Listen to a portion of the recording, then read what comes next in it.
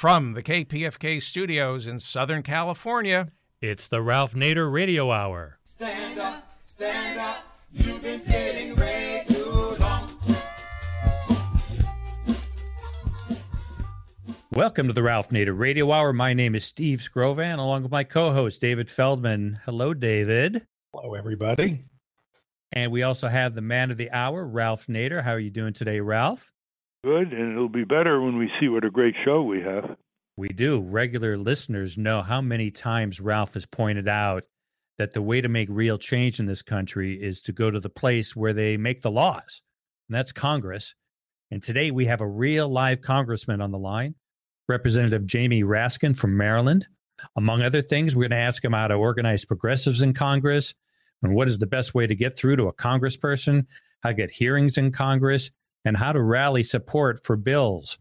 Then we're going to turn our attention to the battle between the Teamsters Union and a shipping and logistics company named XPO that is fighting their workers' efforts to unionize. All of this while their CEO salary has been raised 481%. Giving us the inside scoop on that battle will be Jeffrey Farmer, Director of Organizing for the Teamsters. That will be in the second half of the show. Somewhere in the middle, we'll check in with our trusty corporate crime reporter, Russell Mokhiber. But first, let's speak with someone Ralph on this show has called, quote, one of the great new young congressmen. David? Congressman Jamie Raskin represents Maryland's 8th Congressional District in the House of Representatives. He is the vice-ranking member of the House Judiciary Committee and serves on 2 judiciary subcommittees, the Subcommittee on the Constitution and Civil Justice and the Subcommittee on Crime, Terrorism, Homeland Security, and Investigation. For more than 25 years, Congressman Raskin has been a professor of constitutional law at American University's Washington College of Law. He authored several books, including the Washington Post bestseller Overruling Democracy, the Supreme Court versus the American People, and the highly acclaimed We the Students, Supreme Court cases for and about America's students. Welcome to the Ralph Nader Radio Hour, Congressman Jamie Raskin. I'm delighted to be with you guys. Thank you, Congressman Raskin, who comes from a tradition of progressivism, thinking and doing, as illustrated by the work of his celebrated father, Marcus Raskin, over the decades. Let's get right into what's going on in the Congress in a rather unique manner. You went through a serious experience in the House Judiciary Committee earlier this year when, without public hearings, the Republican corporatists rammed through 4 bills and later another one limiting pain and suffering damages for medical malpractice. But they basically legislated barring the courtroom door, making it harder for wrongfully injured people to use the courts and the law of torts at the state court level. It was a usurpation of state authority as well, and they had no public hearings. This is truly extraordinary. A counter-revolutionary overturn of our civil justice system with its roots back to the American Revolution and the right of trial by jury. And you objected, and the other Democrats objected, but you were outvoted narrowly. And these bills went right through the House of Representatives to be sent to the Senate, where I hope the Democrats will block it. Question number 1, why don't the Democrats hold unofficial public hearings? They can use the House committee rooms. Congressman Conyers has done this in the past. Why aren't they basically highlighting this notorious close down of the public hearing process where witnesses from near and far can come and have their say before the press? Why aren't the Democrats having unofficial hearings which would attract the press? Yeah, well, so thank you for asking that question, Ralph. I think we were in touch at a couple different points during that onslaught. And, you know, I spent a decade in Annapolis as a state senator in Maryland. And, you know, Maryland isn't a perfect legislative democracy by any stretch of the imagination. However, it is an honest-to-goodness legislative process. And so there are no bills that are marked up and voted on without hearings first. Everybody can actually testify in Maryland. We have hearings to, 2 or 3 o'clock in the morning, not just experts, but anybody can testify. And then there's an open amendments process. And what I've seen since arriving in Congress in January is a complete mockery of the legislative process where there are no hearings on the major bills that are brought forward. We learn about it 24 hours in advance that there's going to be a markup and a vote. So, we're scrambling to look up information about the legislation and about the underlying circumstances, on computer, and we're Googling stuff. And I mean, it's just insane. And then they just ram everything through on party line votes. They don't accept any amendments, and then they, hold a virtually closed process on the floor. So it's not open to hearings there. In the effort to repeal the Affordable Care Act, there were never hearings on their legislation, which kept mutating. And then there were 20 minutes of debate on the floor on the final bill that we voted on that they went over to the White House to celebrate. So the question, why aren't we having, we don't call them hearings since we don't control the gavel, but briefings? We actually are doing a number of those, but there is such an extraordinary offensive on every conceivable front. As you mentioned, civil justice, access to the courts, Rule 11 sanctions, medical malpractice, tort liability, medical research, climate change, that we can barely keep up with it. And again, we don't find out to the last minute. We just did one of those briefings recently about the Emoluments Clause and about abuse of power in the Trump administration, and we had Richard Painter and Lawrence Tribe and a few other experts come and do that. And I did another one recently with Sheila Jackson Lee, also on abuse of power issues. But the bottom line answer to your question is we just can't keep up with the level of attacks that are taking place on everything that we believe in. One thing you can do, though, is describe it for what it is. The Congress now is an elected dictatorship. It is a tyranny in closing down dissent, not having public hearings, closing out the American people, and huddling with commercial campaign money and lobbyists. Elected dictatorship by gerrymandering, rigging the vote, the politicians picking the voters, and it's got to be described that way. It's not a Congress of and by and for the voters. They have turned an election into a congressional dictatorship on Capitol Hill. And I think the description has to reach that level of denunciation, followed by all kinds of elaborative evidence to arouse the public as to what is really going on here. Because Congress is the most powerful branch in our Constitution, as you know so well as a constitutional law professor, and it could leverage the executive branch, stop them from doing things, compel them to do things, have better confirmation hearings for judges. And it's just 535 people. As Warren Buffett once said, it's just 535 people, and we're tens of millions. Well, why aren't we controlling them? Well, here's another way, I think, that you can help mobilize the public. The public, when they're interested in Congress, and there are a few million people who are interested throughout the congressional districts, like to rally around bill numbers like H.R. 22 or S38. Would you be amenable to introducing a whole brace of empowerment bills?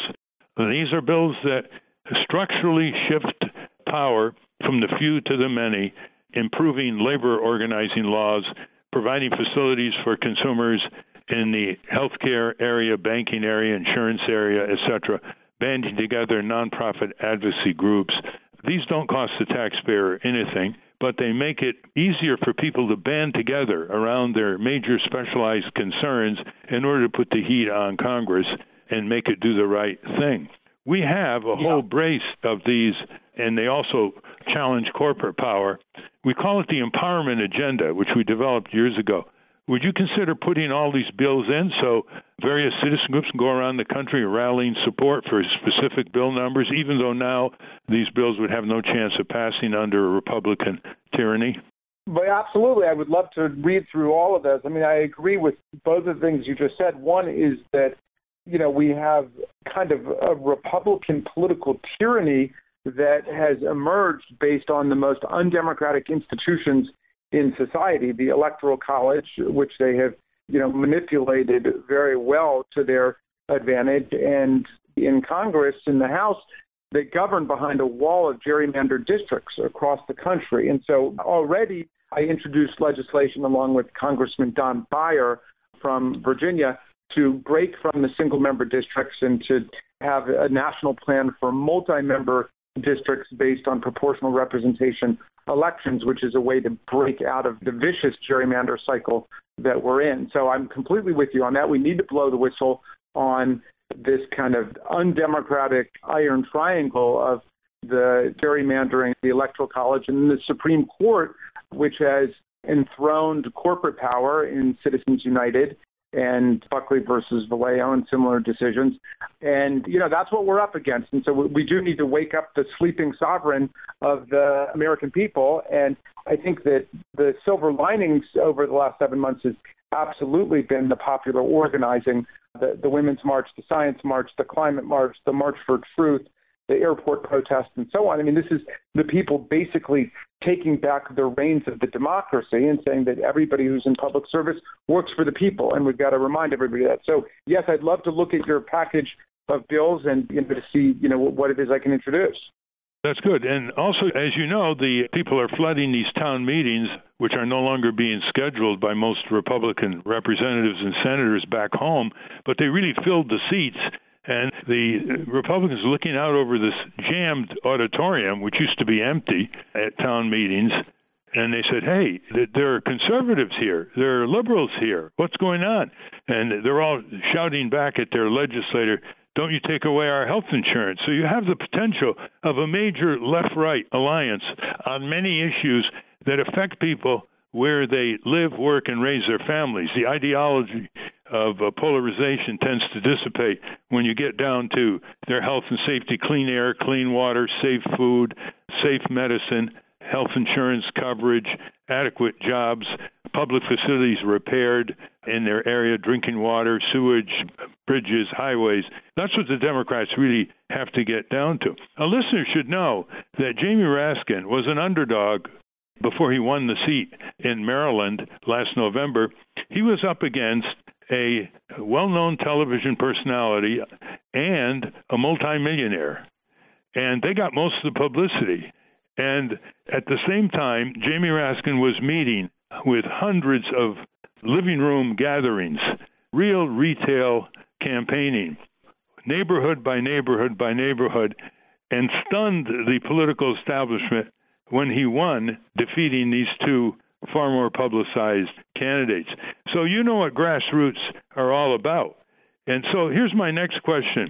How do we get Congress watchdog locals established in districts all over the country? My impression is that if you have 2,000 people volunteering 300 to 400 hours a year, raising enough money for an office of 2 advocates in each congressional district, you could really make a difference, especially since there's so much left-right public opinion about the important redirections of our country. And that includes bloated military budgets. It includes civil liberties and the Patriot Act, left-right. It includes criminal justice reform and, of course, consumer protection. It includes policies caring for children. It includes protection of the national parks and the forests. That's the popular giant that needs to be aroused. How would you encourage a Congress watchdog group, say in your congressional district, as a model? Would you participate? Well, I think that those groups actually exist right now with the eruption of all of the indivisible groups. And in my district, the Rockville mobilization and the Tacoma mobilization, I've counted, I think, 17 different Tocquevillian, Nader-esque civil society political organizing groups that have erupted since the election. And that's going to be critical. I keep saying that the Democratic National Committee never could have organized the Women's March or the Climate March or the Science March. That happens from grassroots political organizing. And you're right about the way I got elected, because this was the most expensive congressional primary in U.S. history. I was running against the owner of Total Wines and Liquor, and we were outspent 9-1 and about 50-1 on TV. But we did it simply through political organizing and taking young people seriously. And this summer, I've got this project called Democracy Summer with college and high school kids, and we are training them in the arts of political organizing and teaching them about the history of American politics. And, I have been trying to convince our friends at the Democratic National Committee to go on a consultant and pollster fast and stop giving money to consultants and put money just into organizing this new generation of Americans, which has woken up since the Trump election in January. Well, that's extremely important. The consultants have a vested interest. They take 15% of the television ad budget, so they steer the money into television ads, which are often redundant, not very effective, and turn a lot of people off. Let's focus on this interesting phenomenon of indivisible.com. 5,500 groups, as you alluded to, spontaneously have formed themselves all over the country in congressional districts. That's one reason why the Republicans don't want to have town meetings back home anymore, because they don't want the auditorium filled. So that is very, very positive development. But getting back to Capitol Hill, Congressman Henry Waxman, during the years of Reagan and the first Bush, turned his office into a veritable public interest watchdog. And he got a lot of press, and he put a lot of reports out. What's the chance that congresspeople like you can focus on certain areas, like you would focus on the constitutional area, someone else would focus, say, on the Department of Interior, and become hotbeds of laser beam oversight over this lawless, corporatist Trump regime? Well, and I think, given the fact that we've got one-party control of the House, the Senate, the White House, the Supreme Court now, that this is the role that we've got to play. I mean, we have to be the watchdogs for the people, and I think a lot of Democrats in Congress understand that's our role. Now, the problem is that the administration has been taking the position that they will not allow us to do our oversight function. They will not respond to requests from Democrats. They will only respond to requests from the chairs of congressional committees, which we think is lawless and unconstitutional, of course. So we're fighting that out, with each department, with each agency, and with the administration. But I'm completely with you on this. This is like a constitutional stress test for every institution in democracy that we've got. I mean, the people above all, but the media as an independent watchdog and the ally of the people, the states, the localities, the state attorney general. It's a kind of all hands on deck situation, since we've got right-wing corporate power embodied in the Trump administration running amok everywhere within every department and in every field of social life. Well, according to the Washington Post, there are 450 full-time reporters going up on Capitol Hill every day, and very often they're ditto heads. They just pick one or two big stories and write the same thing. Don't you think the Democrats ought to spend a little time trying to show these reporters that there's exciting information that can diversify the way they communicate to the people's right to know about what's going on in Congress? I'm with you. I think that is an essential part of our work. A lot of it, and this was, I think, I.F. Stone's point, a lot of the most important and fascinating stuff is right there in public view if people are actually willing to, listen in the hearings and read the testimony and dig through the statistics and the budget and so on. I mean, the Defense Department budget, which I proudly voted against, I think is scandalous in terms of the amounts of money that are just wasted. And it's unauditable. We're talking with Congressman Jamie Raskin from Maryland, freshman congressman, very, very progressive, won the hard way with grassroots campaigning. And what's important is, and what you just said, is that unless people really pay attention to their members of Congress, it doesn't take that much, just a few hours here and there, they're going to get the Congress they don't deserve. I think impeachment has got to become a prime concern of the Democrats. Our founding fathers basically said that the high officials of the executive branch can be impeached in the House and tried and convicted in the Senate. In other words, fired. And I've gotten the ball rolling by sending an open letter to members of Congress, Democrats and Republicans, just a couple days ago, making the case for the impeachment of Scott Pruitt, the administrator of the Environmental Protection Agency, who's coming in with no qualms about destroying this agency and its critical health and safety life-saving mission. And he's intimidating civil servants. He is issuing orders that are not legal. He wants to cut the budget by a third. He's a madman, former Attorney General from Oklahoma. And so I made the case for his impeachment, and I hope you read the letter, because impeachment has got to become a new tradition in the Congress, because one of the few ways our founding fathers provided to hold the executive branch accountable, especially when the policy is not to inform the Congress from the White House and executive branch, and not to respond to congressional inquiries from the Democrats. Do you agree that impeachment has got to be more than just a rare event? But absolutely. Our ability to do that depends on people's willingness to see that Congress is the preeminent branch of government. I mean, too often people talk about us having three co-equal branches of government that are checking each other and so on. There's some truth in it, but the reality is that Congress is the lawmaking branch. Congress represents the people. The president's job is just to faithfully execute the laws. They've been adopted by Congress, and the Supreme Court is supposed to elucidate what the law is in the occasion of actual cases and controversies of conflict. But basically, Congress governs. And so your point, Ralph, is absolutely correct, which is that impeachment does not have to be viewed as some kind of extreme or eccentric remedy. When high crimes and misdemeanors take place, then we've got to use it. And we've got to remember that the president works for us in the same way that, we all work for the people.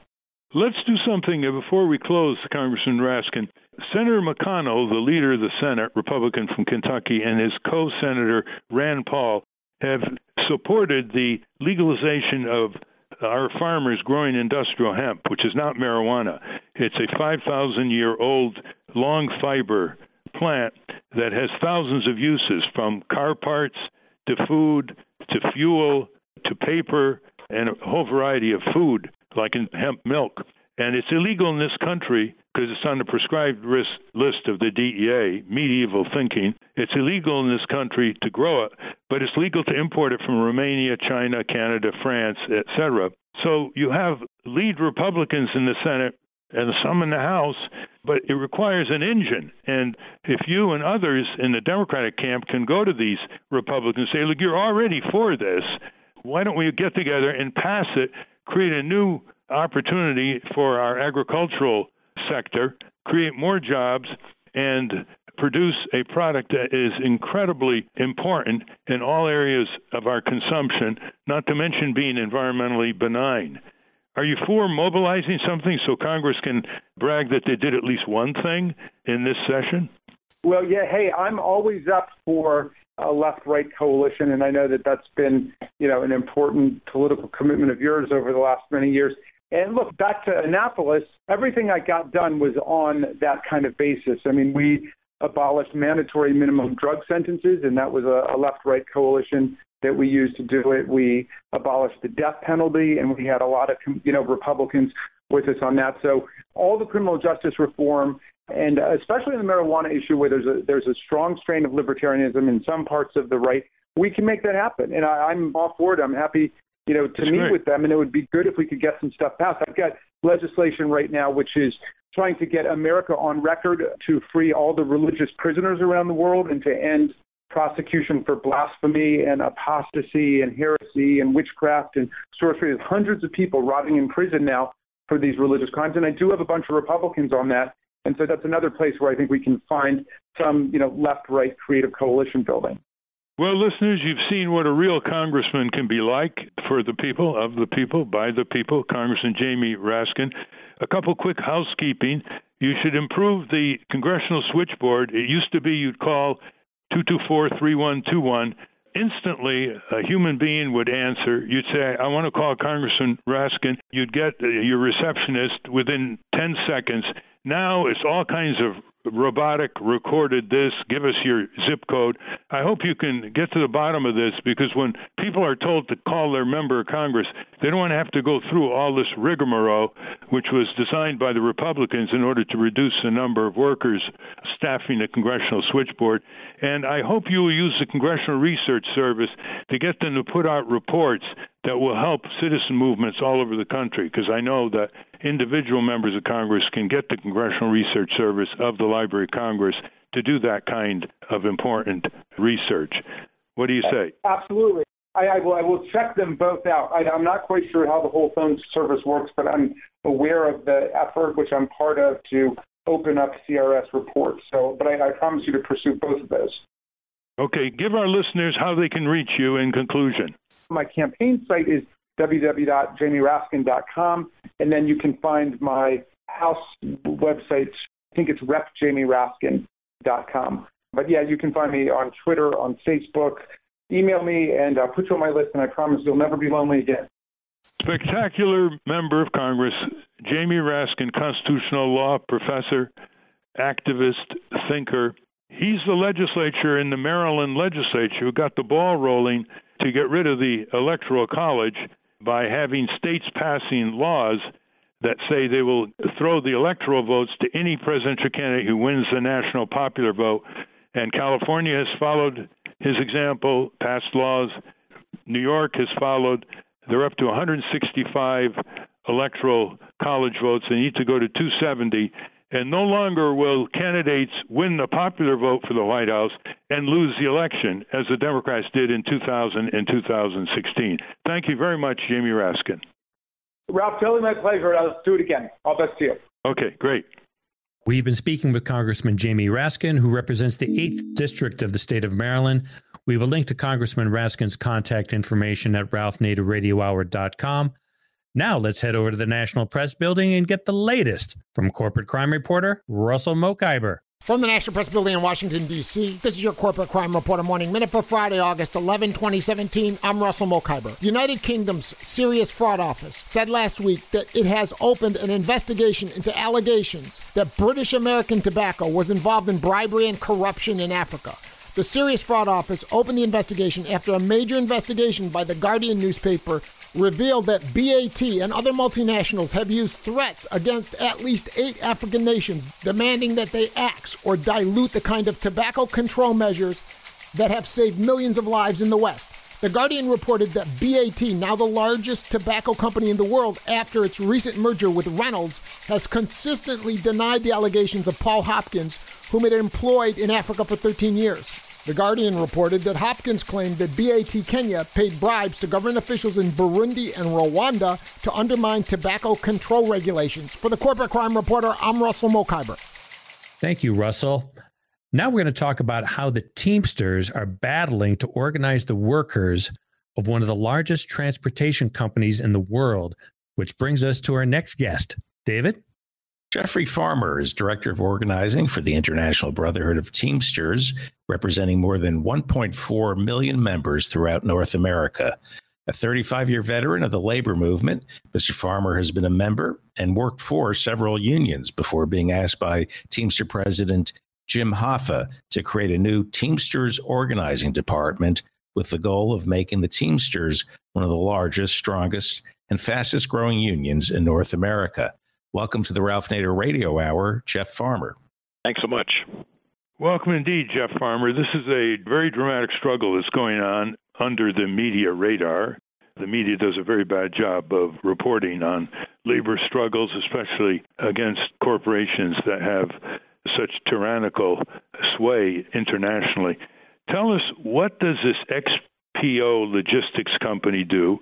How big is it? How was it created? And what are its clients beside Amazon? Well, first of all, thank you, Ralph. It's a pleasure to be on your program. And this, as you say, this is one of the biggest companies in the world that no one's essentially ever heard of. They have revenue of nearly $15 billion. It's one of the top logistics transportation companies in the world now.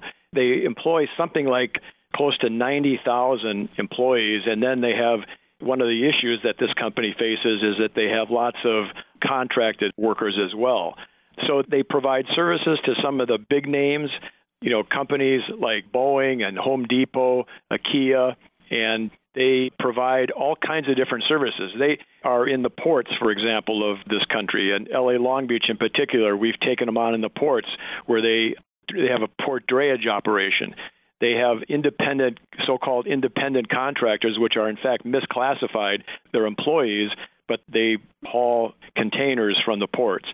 They bought Conway Motor Freight, 19,000 employees there who drive over-the-road trucks carrying freight.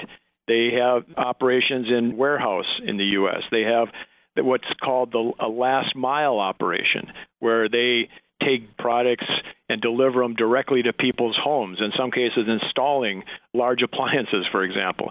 So they're pervasive. They're all over.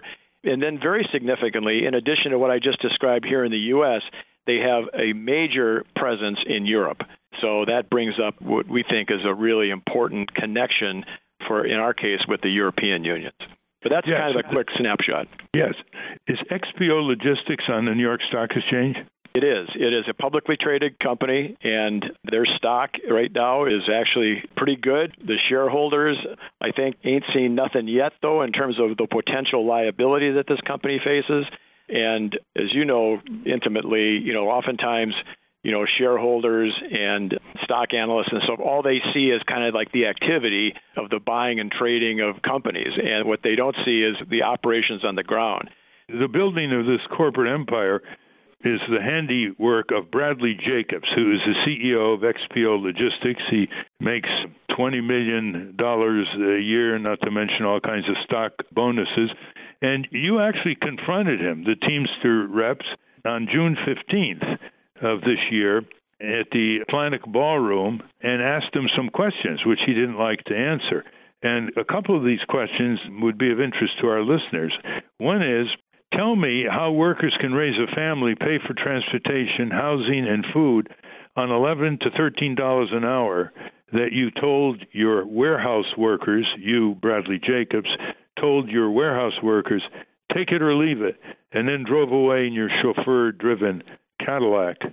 And then another question that he didn't like to answer is misclassifying port and rail drivers as independent contractors so that he doesn't have to pay benefits and gets out of a lot of obligations under the labor laws.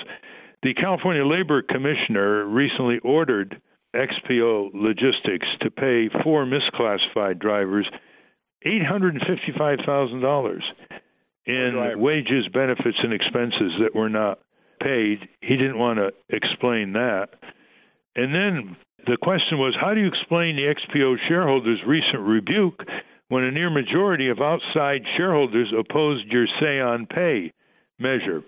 So we got a real corporate buccaneer here, Bradley Jacobs, and the company is doing everything possible, hiring union busters, law firms skilled in busting unions, paying them a lot of money to stop the Teamsters' effort to organize in conjunction with other European labor unions, this multinational corporation.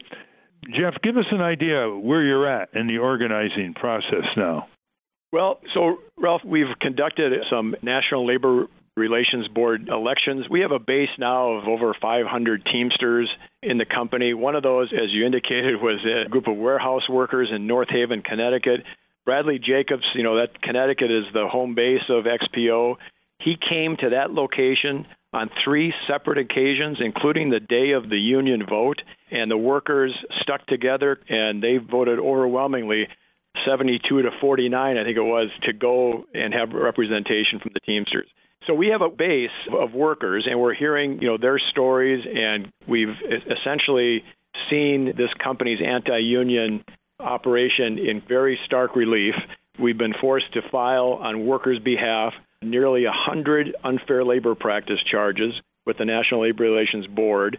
An example, we just saw an ad that they placed on their website asking for 10-plus years of labor management experience in union avoidance and campaigns, ideally with some involving the Teamsters. This was a solicitation to hire union busters internally, and it speaks of such actions as doing ride-alongs with drivers. Can you imagine, working let's say an 8 to 10-hour shift as a driver and having, a corporate anti-union guy sitting there along with you for the entire time?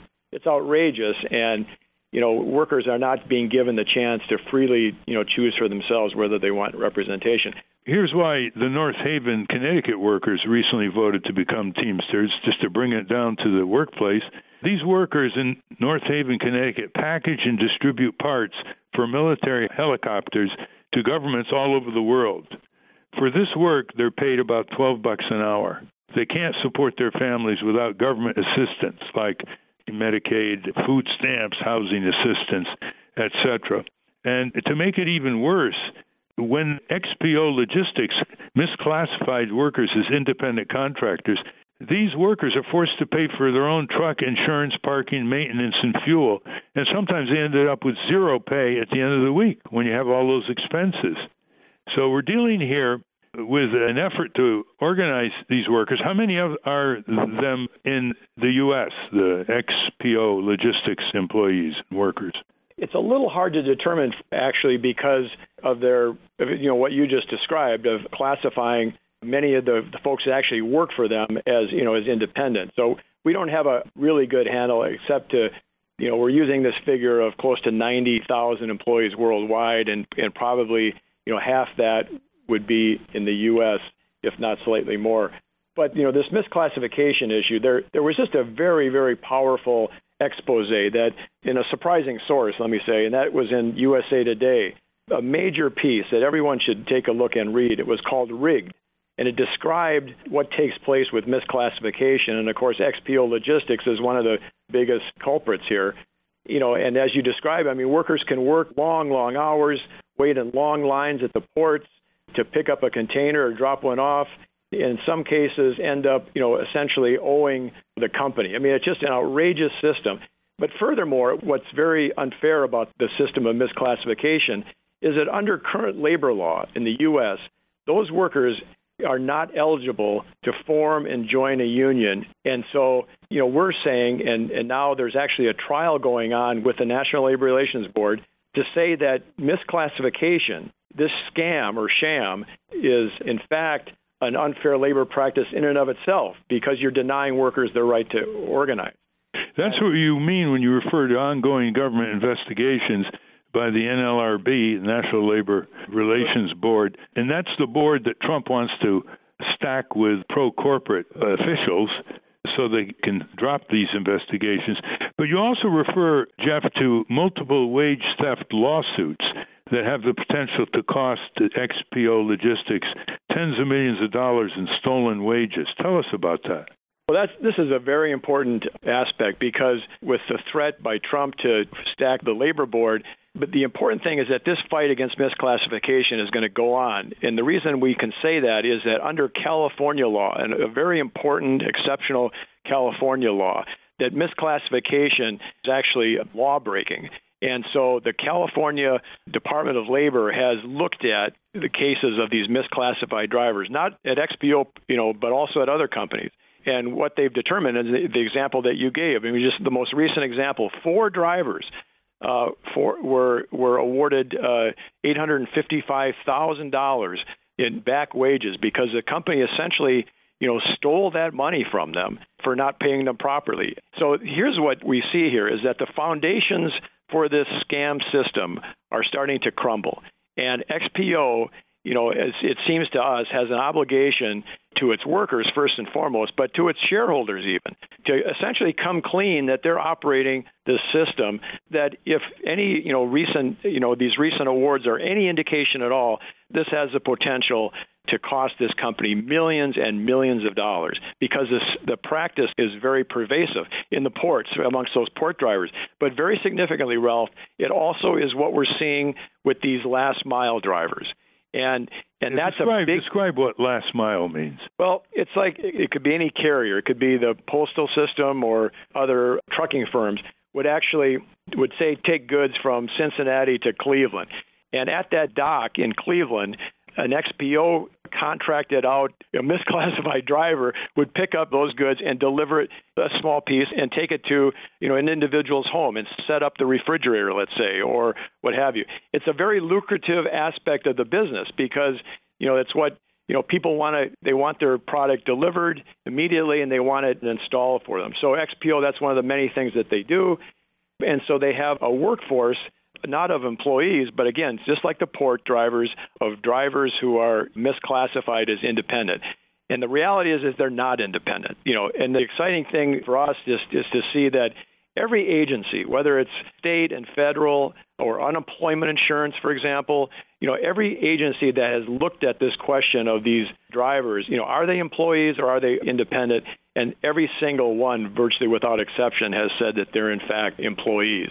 Well, Jeff Farmer, we're talking with Jeff Farmer of the Teamsters. He is describing this ongoing major effort to organize workers for XPO Logistics. You mentioned your overseas allies. They're quite impressive. The International Transport Workers Federation supports your battle here 15 unions representing XPO workers in 9 countries have declared their support. Where is the AFL-CIO and where are other member unions? Are they supporting your effort? Ralph, we're seeing a lot of support from a lot of different unions, but the key thing for us is to have these primarily European, but some other countries as well, but these European allies. The important thing is that this is not a fight, of strictly solidarity. We're asking for their help in organizing XPO in the United States. This is very, very much a two-way street, if you will, or this is a collective effort, because the Europeans are very, very clear that if this company and this CEO, Bradley Jacobs, is allowed to, in any way, shape, or form, conduct its business in Europe the same way that they're doing in the U.S., they fear for their membership and their future. So many of the workers in Europe for XPO Logistics are unionized already? Absolutely. And for example, Ralph, when XPO in the last couple of years, when they spent $3 billion to buy Conway here, as a freight company here in the U.S., at the same time, virtually, they spent $3.5 billion to buy a French freight company. Well, that French freight company, let me assure you, has French union representation from stem to stern. And they're not going to put up with any kind of, anti-union efforts and so forth. So, there's other things that are kind of unique to the European market. And, for example, there's the formation of a European Works Council that includes workers and worker representatives from all the different unions, and the company is essentially required to meet with them.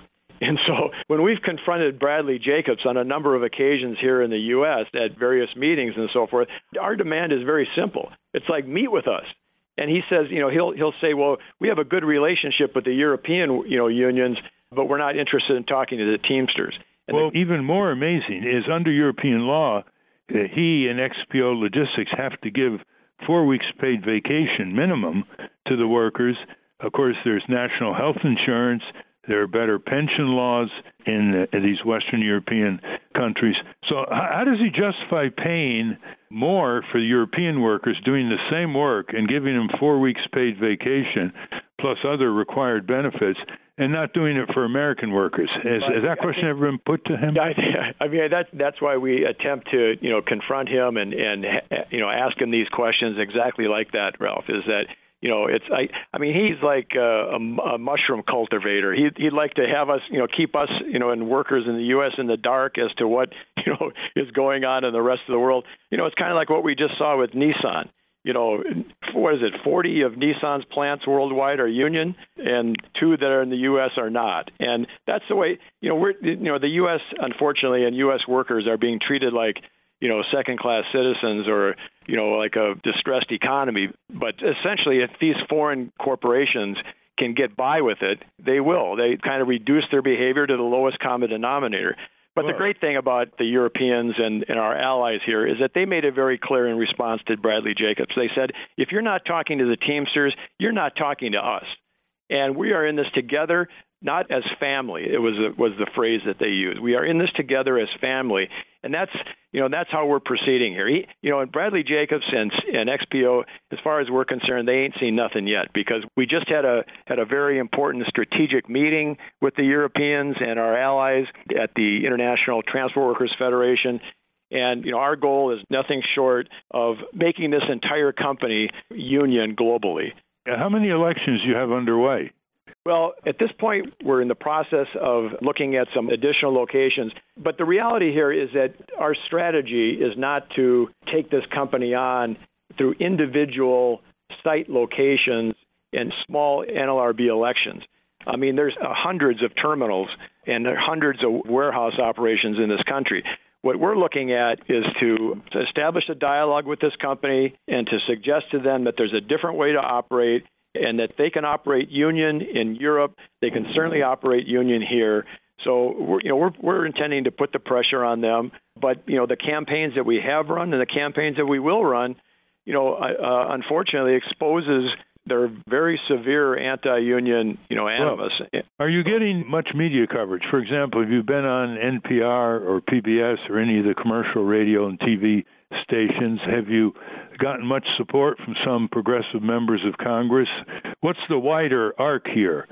As I say, we've, in many respects, the fight is only beginning, and we have reached out to some congressional folks, and the more that people hear about this, the better. As I say, this big expose about misclassification, as a result of that, for example, there were a group of U.S. senators, Elizabeth Warren, Sherrod Brown, and others, who immediately announced that they were going to be looking into this practice.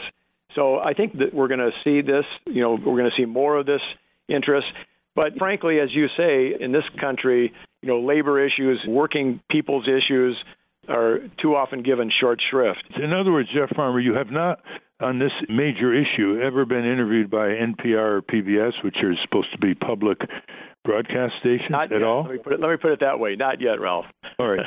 Here's my last question. Sure. And it bears immediate focus. The one day of the year that the media is willing to give organized labor its say is not taken advantage by organized labor and by AFL-CIO. And I'm talking about Labor Day. Exactly. Even on the Sunday shows, often the labor chieftains don't show up. Are you going to take advantage of Labor Day to publicize what you're doing? Labor Day parades, Labor Day media, national media? Or are we going to lose another Labor Day? No, it's a great question, and the answer is yes. We are going to take advantage of it. We're going to spread the message about XPO. We're looking at doing national leafleting at some of the venues you mentioned. But, I think that's important to put this, this XPO fight in a larger context, and that's, our colleagues and comrades and other unions and other like the Fight for 15, like the auto workers organizing in the parts manufacturing segment, workers at, the communication workers organizing call centers. I mean, we're all in this together, and we need to draw connections between these fights. We need to support each other in these fights. And so we're looking at, I think, as a labor movement, or at least part of the labor movement, is really kind of jacking up, what can be done this Labor Day, and using it, as you described, using it as a kickoff to really talk about what these corporations are doing to workers, but most importantly as well, how we fight back and win. Okay, so President Jimmy Hoffa of the Teamsters is going to try to get on one of the Sunday shows like Meet the Press this week, CNN, Fox, because that's what gets the attention of members of Congress and the interested public around the country. Absolutely, right. Right. All right. How can people get in touch with you? They want to help. Workers for XPO Logistics got information. Maybe, do you want to give them a website? The key thing, I think, what I would suggest is for people to go to Facebook, and there's a site, XPO Exposed. And at that site, folks will see all kinds of information about the company, about workers fighting back, how they can get involved. So, yeah, Facebook, XPO Exposed. And then if people want more information, they can just go to teamster.org and, look up XPO, and there's a separate site there. But in terms of just like, kind of your fingers on the pulse of what workers are saying, the Facebook site, XPO Exposed, is probably the best bet. Very good. We've been talking with Jeff Farmer, Director of Organizing International Brotherhood of Teamsters. If you want to get involved in the labor movement and give voice to domestic workers in this country who are increasingly being marginalized and underpaid and underinsured and having their efforts to form collective bargaining units busted, go to those Facebook and other contacts that Jeff Farmer just gave you. Thank you very much, Jeff. Thank you, Ralph. It's a pleasure talking with you, and I appreciate the opportunity. You're welcome. We've been speaking with Jeffrey Farmer, Director of Organizing for the International Brotherhood of Teamsters. We will link to that organization and articles about this particular issue at ralphnaderradiohour.com. Ralph, I wanted to, I guess it's not as much a question as an observation, because David and I both belong to a union, the Writers Guild of America, and it's a small union, about 12 million, nowhere near the Teamsters. But I noticed whenever we're... What's 12 that? million. 12 million. I mean, 12,000. Yeah. Good catch. Yeah. 12 million would be huge. That's the writing staff for Saturday Night Live, but I don't know if they're all union. I think Roseanne had that many writers at one point. But whenever we're in negotiation, it's funny because the management, they're always lauded as tough, good business people. And we, as the writers, as labor, are always sort of in this position of being sort of the bothersome children, the recalcitrant children. And it's very hard to sometimes even get our own members not to feel that way. Well, that's a widespread problem. Labor union leaders often do not have good contacts with the rank and file. They become a bureaucracy, and their consultants further that kind of bureaucratic mentality. And so they often have a one-way communication system where they say, this is a great collective bargaining victory that we got. The union I belong to, SAG-AFTRA, just said they cut a very good deal for the actors just recently. On paper, it sounds like a good deal. But there needs to be more union democracy. There needs to be more openness. I get letters from my union, and there's an individual who signs it. It just says, the SAG-AFTRA union. So it's sort of an indication. And it's up to the members also to demand a more fluid interchange with their leaders. Yeah, the writers, I would have to say, the Writers Guild, both East and West, they're probably one of the most democratic unions. And it's probably because it's hard to keep writers from speaking out with each other, too. We're all kind of used to being in rooms together. But I've always been struck by that, how we're, especially in the press, sort of depicted as the children who are just kicking up a fuss, and mommy and daddy are going to have to put us in their place. And mommy and daddy can do just about anything, and they're lauded as tough parents. So that, well, as you know, there have been some big union abuses over the years, basically feathering their own nests with special big pensions and perks and pay, and then a scandal occurs and it's widely publicized. And there have been unions like the old United Mine Workers Union, which didn't represent mine workers on serious health and safety issues. Their union publication had picture after picture of union leaders at dinners, cutting ribbons, giving awards to each other. This was in the 1950s and 60s, while thousands of coal miners were dying from what's called black lung disease, the coal dust suffocating their lungs. So union democracy has got to be a very important issue if the union movement is going to reverse its slide. It's now down to 12% of all workers, public and private, unionized. It used to be up over 30%. Well, very good. We have some time for some listener questions. So, David, why don't you do the honors? This is from Lucianne McKenna-Curie. She says, please consider creating a program about the U.S. debt ceiling, which is now around $19.8 trillion, or around 104% of our GDP. Is this debt an imminent threat to our nation's security, and what can be done to lower this debt? Well, not yet. There have been higher ratios, such as right after World War II, in terms of debt as a percent of GDP.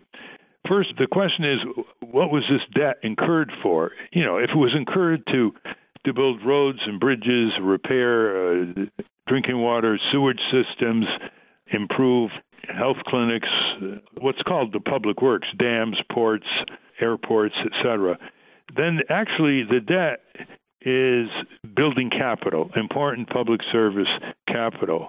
If the debt was incurred for frivolous purposes, spending for corporate welfare, depleting the tax base, bloated military budgets, then it's a debt that didn't really return value to the American taxpayer compared to capital investments.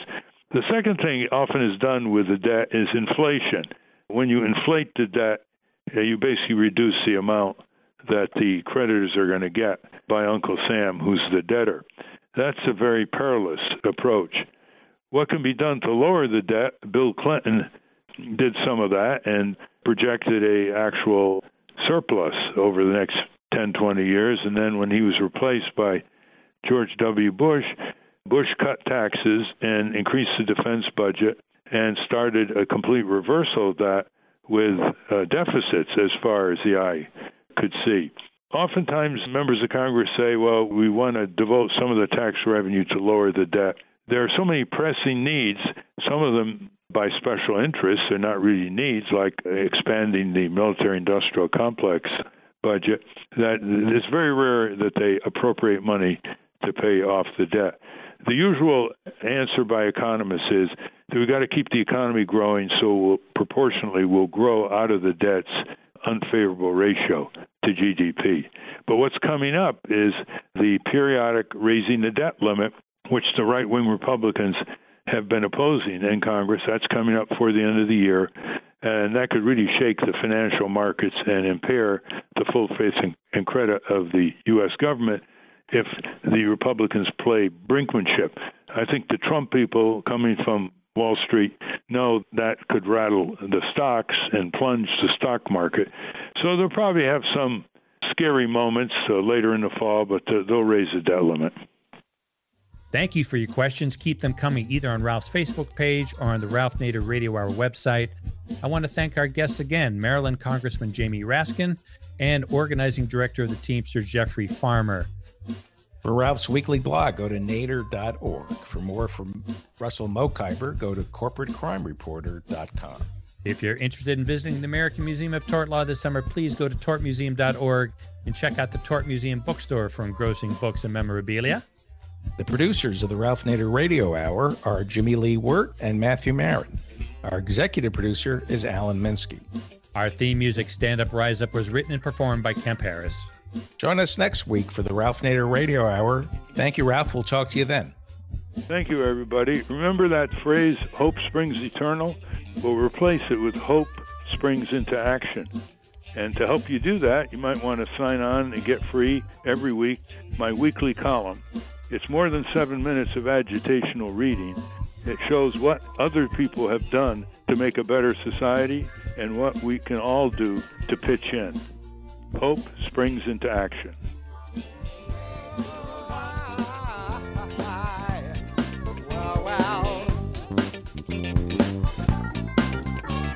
Say you're tired of trying. You say we have no choice. Say you're just one person, and who will hear your voice? Don't let them fool you. You have the power in your hand. I'm only trying to school you.